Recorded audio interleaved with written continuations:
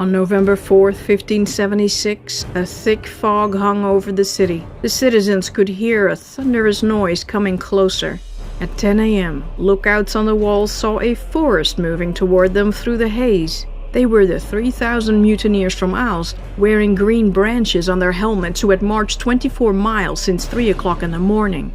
Davila welcomed them at the citadel with open arms. He ordered food and drinks for them, but they only wanted some wine. They would dine in paradise or sup in Antwerp. An hour later, the mutineers charged. The improvised defenses were no match for the battle-hardened Tertios. Van Ende and his Germans now switched sides and charged the citizens. Eberstein's Germans were brave and faithful, resisting to the last, and every man died in his harness. The Germans fought well, died well, but the Walloons ran, chased by the ferocious Spaniards. Champagny stormed among them to try to rally the broken ranks. It was in vain. The governor now called on all citizens to defend the town. Men and women came out in droves to defend their hearth and homes, but they could not make a stand against the compact, disciplined and fierce troops. The battle raged through every street and narrow lane. The cavalry moved fast, swiping everyone in their path. Bodies were dropping like flies.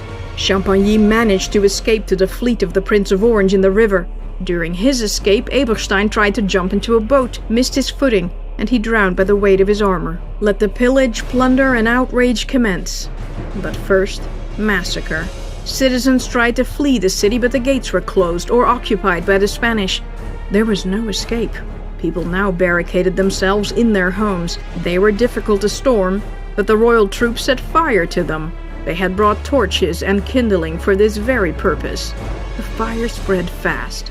House after house, street after street was instantly consumed. Nearly 1,000 buildings burned to the ground, and inside them many people died in the flames. But the soldiers were in Antwerp for gold and treasure, and unleashed hell to get it. For 3 long days and 3 even longer nights, the townspeople were subjected to the most unimaginable horrors. The stores were raided first, then the private homes. Anyone who was suspected of hiding anything was extensively tortured to give it up. If they truly had nothing, they were severely punished for being poor. Foreign merchants, who were supposed to be under the express protection of the Spanish monarch, were plundered, tortured, and killed all the same. Of all the crap the Spanish had pulled so far in the Netherlands, this was the worst.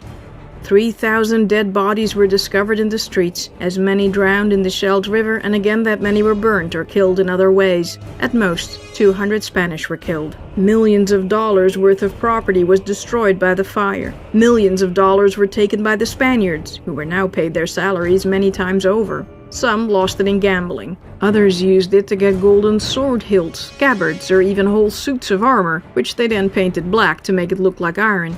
But the blacksmiths cleverly mixed the gold and recovered a lot of stolen loot this way. Now, people of all 17 states were hella mad that their lord had let this happen. King Felipe hit rock bottom, but apparently rock bottom had a basement because the king's worst nightmare came true. All 17 states banded together and made a pact against the Spaniards.